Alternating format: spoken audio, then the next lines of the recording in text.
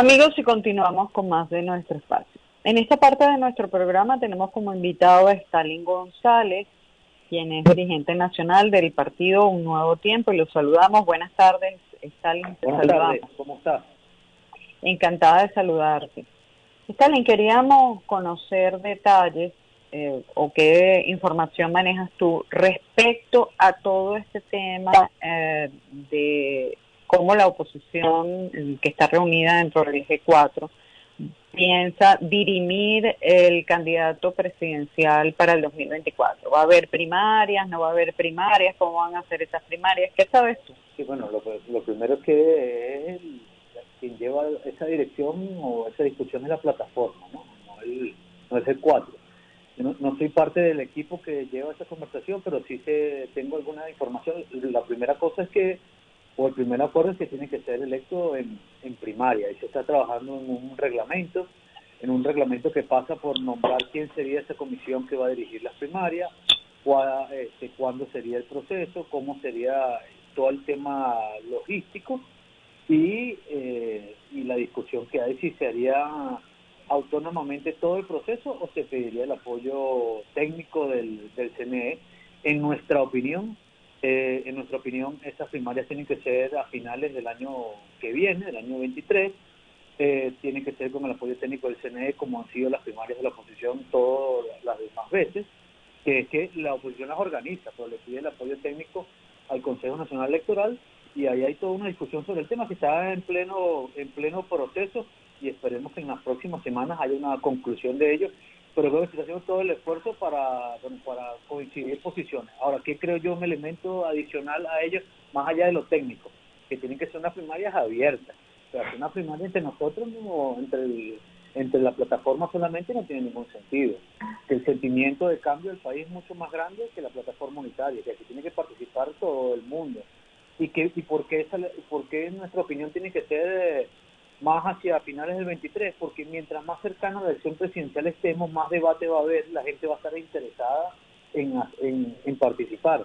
Hacer, por ejemplo, ahorita o el primer trimestre del año que viene, va a ser una primaria de movilización de partidos, no de participación ciudadana. Y creo que lo importante es que el ciudadano participe, sea testigo y sea parte y actor fundamental en los procesos de cambio.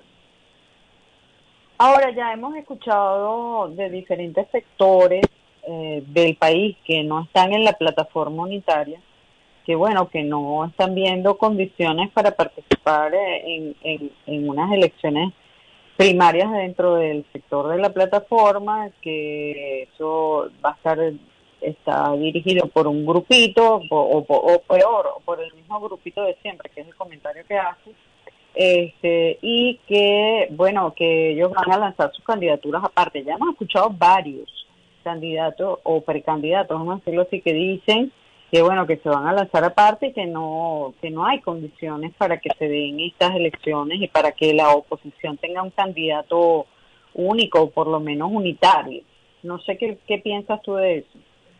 A ver, tú sabes, y parte de la gente que escucha seguramente sabrá mi opinión. Yo no soy de los que está más a favor de ese tipo de cosas con los grupitos. Ya he tenido mis diferencias con toda la dirección política en los últimos años o los últimos par de años de cómo se conducen las cosas. Ahora, eso no quiere decir que uno no haga el esfuerzo de unir y de entender. Yo sí puedo compartir algunas cosas que se están haciendo o se están proponiendo unas primarias que pareciera que es solo para ese grupito, que no es solamente el G4, porque hay quienes no están en el G4 o de los partidos del G4 que son parte de ese grupito y pareciera que quieren hacer una elección entre ellos mismos y entender. Como por ejemplo, ¿quiénes no están en el G4 que podrían participar? Ahí hay varias, si tú ves la lista de candidatos y candidatas que se anuncian, no son del G4. Entonces, yo no me voy a poner en ese tema personal, pero ahí, o sea, aquí el tema es entender que necesitamos unión y que hay una oportunidad de conseguir un cambio político en el 24. El país no merece seguir viviendo así y tenemos entre nosotros la oportunidad de cambiar el futuro. Y ese futuro se cambia si dejamos primero reconocer que nos hemos equivocado, en poner al ciudadano y a la persona, a la gente en la mesa como actor principal. O sea, la política es para ayudar a la gente, no para ayudarnos entre nosotros, ni a un grupo, ni al grupito de aquí, ni al grupito de allá, ni quién tiene la razón, no, hermano, sino que aquí hay que hacer un esfuerzo de poner a la gente en lo principal, sobre la mesa, y lograr la unión de todo el país para echar hacia adelante. O sea, Maduro no es una opción de cambio en el país. La crisis que hoy vive el país es producto de las malas políticas económicas y las malas decisiones que han tomado durante todo este tiempo. Tenemos la oportunidad de cambiarlo. Entonces, si dejamos atrás las posiciones políticas y ponemos a la gente como actor principal, creo que veríamos las cosas distintas. Entonces, no es nada más criticar por criticar, porque yo también tengo mi diferencia con toda esa dirección, pero es hacer las cosas e incidir para que las cosas se hagan mejor. Estas primarias tienen que ser mucho más abiertas de los partidos que están en la plataforma, entender que aquí no hay 1,5 millones de alacranes, como se quiere decir. O sea, al final todas esas tarjetas fue un sentimiento opositor y de cambio que votaron por todos ellos, y hacia allá es donde tienen que tener el objetivo y trabajar en la unión de todo ese sentimiento de cambio y desenmascarar a quien esté con el gobierno, porque seguramente habrá más de uno ahí que sí está en consecuencia con el gobierno, pero desenmascararlo. La única forma de desenmascarar cualquier plan de eso es hacerlo mucho más abierto e incluyente, y dejar el sectarismo. Ahora, cuando tú dices que acá de decir, tenemos que reconocer que nos hemos equivocado. ¿En qué están equivocados? Hay mucha gente que considera que los sectores que trataron de impulsar una cosa que llamaron el interinato, lo hicieron peor que incluso el gobierno que está, que han sido corruptos, que han sido poco transparentes, que se han robado un montón de plata. ¿A qué te refieres? Bueno, yo nunca estuve de acuerdo con eso, y por eso he tenido mis diferencias, nunca fui parte de eso. Los que fueron parte de eso tendrán que rendir cuenta, pero yo políticamente me refiero a que, por ejemplo, el voto es una expresión donde la gente participa, ¿verdad? Y abandonar esa herramienta que nos da la democracia, que nos da la lucha, es abandonar espacio. Y siempre fui de los que creí que debimos haber ido a todas esas elecciones, pero bueno, ya página pasada. A esta elección hay que ir, hay que unificarse, entender que el voto es una herramienta hoy de lucha y que puede ser una herramienta de cambio en el país.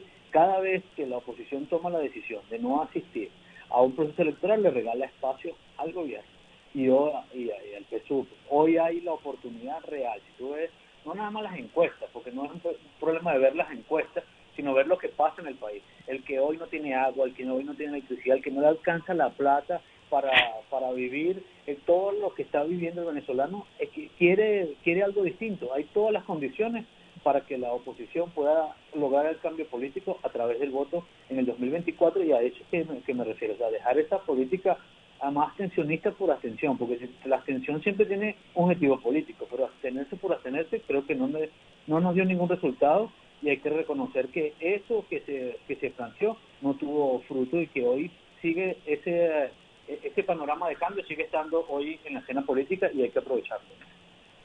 ¿Tú no crees que los diputados que formaron parte de la Asamblea Nacional del año 2015 tienen la responsabilidad de exigirle cuentas a ese sector que han administrado el dinero de Citgo, el dinero de monómenos, los recursos que han venido de diferentes fuentes, principalmente de Estados Unidos? De dónde está ese dinero, de por qué los juicios de Citgo ni siquiera se han presentado? ¿Tú no crees que los diputados de esa Asamblea Nacional tienen la obligación ante el país de exigirle cuentas y que entreguen cuentas a estos sectores que han tenido bajo su administración este montón de recursos y de activos de Venezuela? Creo que todo el mundo tiene que rendir cuentas, y no es nada más. O sea, por ejemplo, el caso que refieres del último caso de ConocoPhillips, por ejemplo, ahí tendrán que rendir cuentas quienes estuvieron atrás de eso, así como también la República y el Estado tienen que rendir cuentas porque se hicieron esas expropiaciones y nunca se pagaron, que es el origen de esos juicios, y el por qué hoy la Venezuela está siendo demandada, y el por qué no se defendió. También tiene que rendir cuenta el por qué no se defendió Venezuela. O sea, ahí hay como dos responsabilidades que terminan en lo mismo. Venezuela perdiendo activos, perdiendo recursos, los venezolanos perdiendo recursos por el desacierto de los funcionarios públicos, sea de donde sea. Todo aquí funcionario público tiene que rendir cuenta de sus acciones y además rendir políticamente también rendir cuenta de sus decisiones. Y ahí, como te digo, la República lamentablemente está siendo hoy demandada por unas expropiaciones que se hicieron hace más de 10 años y que ahora se tiran la pelota de por qué no se defendió si uno u otro. Ahí todos tienen que rendir cuenta porque son activos de la República que se están perdiendo. Claro, pero cuando hablamos de que todo el mundo tiene que rendir cuentas es como lo de Fuentevejuna, ¿no? Todos fueron, entonces nadie fue. Y por eso mi pregunta era muy concreta respecto a lo que deberían hacer, no sé si tú estás de acuerdo, los diputados electos en la Asamblea que entró en vigencia en 2016 en cuanto a la solicitud de rendir cuentas y la fiscalización, que es una de las funciones de la Asamblea Nacional, en este caso esa cosa que llamaron el interinato. Ustedes, los diputados de ese momento, no tienen previsto que se hagan interpelaciones o cosas, no sé cómo, es que no sé si se puede llamar así porque no es constitucional, pero en todo caso, o sea, ustedes como diputados que estuvieron allí, ¿no le piden cuentas a estos sectores? A ver, Maripili, te lo repito, a ver dos veces. Uno, aquí hay que rendir cuentas. Quienes están en el Estado, ¿por qué se hicieron esas expropiaciones hace 10 años y no se pagaron? Dos, los que asumieron una decisión de tener algún tipo de cogestión o tener o asumir funciones del Ejecutivo, que también tienen ahí una responsabilidad, también tienen que rendir cuentas. En mi caso particular, yo se los dije, fui electo por 5 años y fui electo el 2 de diciembre del 2015 hasta el 5 de enero del 2021. Y ahí tuve mi posición en ese momento. Eso no quiere decir que no me esté escudando, pero tuve mi posición en ese momento y lo dije, que aquí se estaba cometiendo un error, que se estaban asumiendo cosas que no iban a poder sostenerse en el tiempo, y con el caso de esos juicios, estás siendo corresponsable de algo que tú no tuviste. O sea, que nosotros al final, lo que la oposición no tuvo nada que ver, porque esos juicios, la responsabilidad fue de Hugo Chávez, que expropió en este país a una cantidad de personas y de empresas y nunca pagaron esas expropiaciones. Las expropiaciones en la ley están previstas, sí, son una herramienta del Ejecutivo, pero debe haber un justo precio y un justo pago rápido de esos bienes, y eso no se hizo. Por eso la República está hoy enjuiciada. Y dos, los que quisieron asumir las responsabilidades del Ejecutivo en los últimos años tienen que explicar por qué no participaron en esos juicios, y hoy la República está perdiendo algunos activos por ello. Creo que ahí hay dos clases de responsabilidades los que asumieron esas decisiones tienen que responderlas. A tu modo de ver, en este momento, en la Venezuela de septiembre de 2022, si dependiera de ti, ¿qué es lo que tú crees que hay que hacer para tratar de que la República esté en mejores condiciones y para tratar de darle una salida, obviamente estoy hablando de orden político, al país? Yo creo que hay reconocer, aquí la oposición tiene que reconocer que el PSUV existe. Y aquí se creyó que se iba, porque ganamos la elección del 2015 abrumadoramente como la ganamos, se creyó que ya estaba derrotado y pulverizado el PSUV y ese proyecto. Y ese proyecto existe y está. Podrá ser hoy minoría. Yo creo que hoy el PSUV es minoría en el país, pero está. Y también el PSUV y el gobierno tienen que reconocer que la oposición existe y que también quiso pulverizarla durante años. Entonces, si nos reconocemos como actores, si entendemos que todos somos venezolanos y empezamos a construir instituciones que sean confiables para todos, este país va a mejorar. Todos los países, como tú ves la clave de por qué los países se desarrollaron, pasaron las páginas del odio y del reconcomio y de estar persiguiendo, las dejaron atrás, crearon instituciones que fueron confiables para todos los ciudadanos y empezaron a avanzar. Yo siempre uso de ejemplo Alemania. Alemania hace 30 años había un muro, hace 30 años, no fue hace 100 ni 120, hace 30 años había un muro que dividía el país. Y en 30 años, hoy Alemania es de los países, de las potencias económicas del planeta. ¿Por qué? Porque pudo construir instituciones que fueron fiables a todos. ¿Que hubo justicia? Claro que hubo justicia. Y aquí debe haber justicia. Lo que no puede haber es persecución. Y esos son, pero la justicia tiene que darlas instituciones confiables. Entonces, si nos reconocemos, creo que si nos reconocemos, ponemos al ciudadano y a Venezuela primero, podemos lograr que este país avance y todos podamos vivir tranquilos y en paz. ¿Tú crees que efectivamente se van a dar las elecciones primarias dentro de la oposición? Porque hay factores que dicen y que insisten en decir que eso no va a suceder porque no se van a terminar poniendo de acuerdo.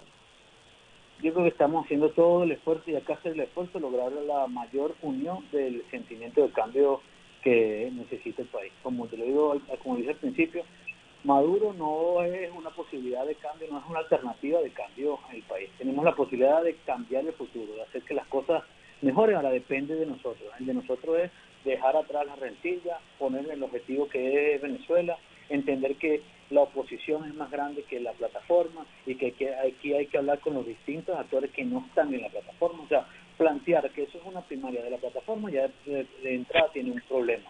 Es una primaria de distintos factores y actores que tienen una visión distinta a la del PSUV y a la de Maduro.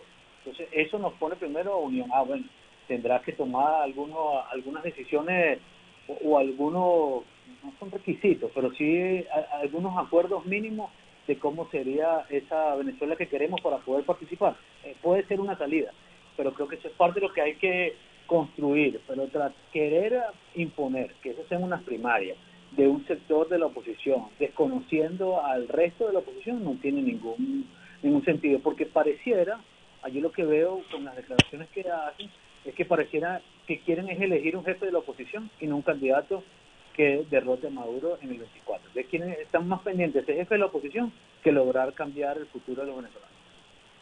Bueno, lo que pasa es que algunos plantean que esas elecciones primarias de la oposición son más bien unas elecciones internas de la oposición para dirimir los liderazgos internos de la oposición.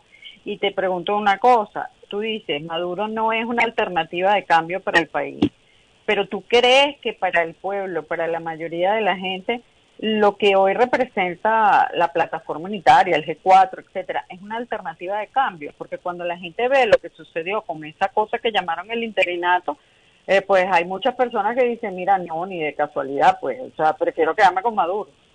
Pero es que ahí yo sí, a ver, para dar un poco la razón, es que parte que ese es debe ser la discusión, hay que ver el objetivo y hay que ver la elección del 24 estratégicamente. Y las primarias son un paso para llegar al 24. Dentro de qué otros pasos tienes que hacer es construir una alternativa. Hoy la oposición tiene que dar algunas respuestas al país de cosas que se dijeron, pero también tiene que mostrar cuál es la Venezuela que puede ser, que puede cambiar, porque somos distintos al PSUV. Y una de las cosas es el impacto con lo que está pasando. O sea, por ejemplo, solo discutir de primaria mientras hay un país que está necesitando agua, electricidad, plata para vivir, que necesita tener sistema de salud, escuela, que no consigue los medicamentos que necesita, es parte de lo que le pasa a la oposición, que está alejada de lo que vive el venezolano. Entonces tienes que tener, sí, construir la primaria es una herramienta, no, pero no es el objetivo. La primaria es una herramienta. Ahora el objetivo es ganar el 24. ¿Y cómo ganar el 24? Si tienes que tener candidato único, tienes que organizarte, tienes que ser empático con lo que está pasando en Venezuela, entender la nueva Venezuela. O sea, lo que pasó el 21 de noviembre del año 21, ahí hay un mensaje claro que Venezuela cambió hasta electoralmente. Hoy la oposición tiene un voto más, el voto más opositor es el más humilde porque es el que ha vivido más la hiperinflación, la inflación y los desaciertos del gobierno de Maduro.